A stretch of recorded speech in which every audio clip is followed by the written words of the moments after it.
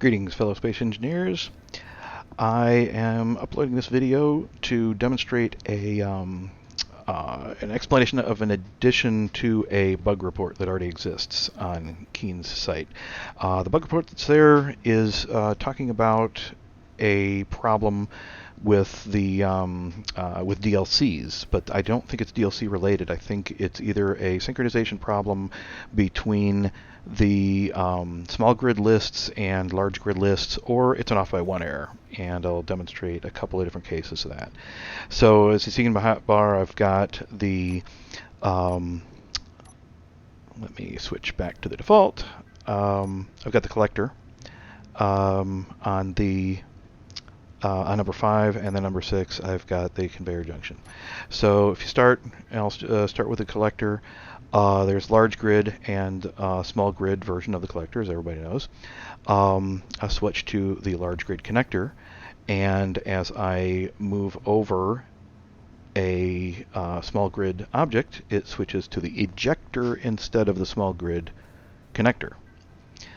Now, if I switch back to the small grid connector again, I can move over the large grid, it switches to large grid connector as you'd expect. But again, I'll move back over here, it switches to the ejector. Now, of course, moving the ejector over the large grid doesn't do anything because there is no large grid ejector, as everybody knows. So that's a demonstration going back and forth. It seems to only be in one direction. But on number 6 here, the conveyor, you'll see we go back and forth with the conveyor junction with no problem. With the sorter, it's no problem. But if I go to let me go to the large grid conveyor tube,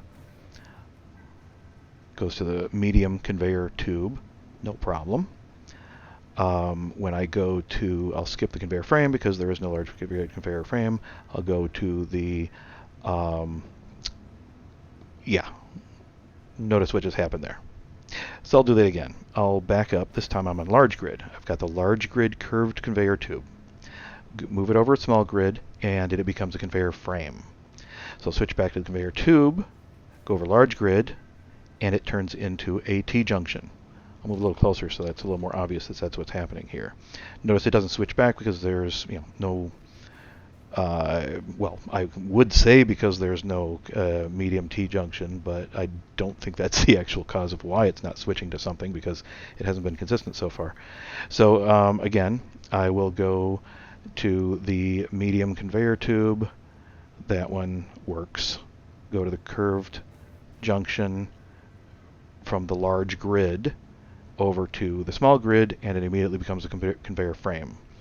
When I switch from the conveyor frame back to the curved conveyor tube, this is the medium, the small grid version of the large conveyor tube, and I move it over the large grid, it becomes a T.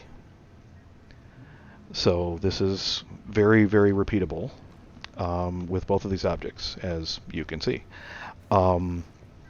And just in case anybody's wondering what the other one's about,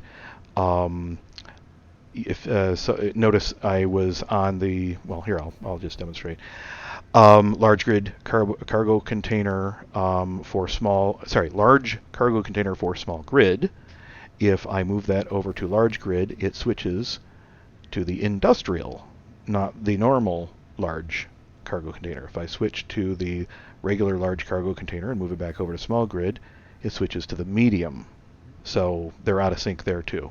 This is what the bug report that's already posted to Keen's site says, if you guys haven't seen that. So anyways, that's all I wanted to say. I want to point out that this is not, the cargo containers are not the only things affected by this, that it is affecting several different options in the multi-select, whatever you call them, menu options. So that's it. Thanks for watching. And I'll put a link to the bug report in the description, so if anybody else has seen this and is annoyed by it, please go vote on this bug report at Keen's website. Thanks.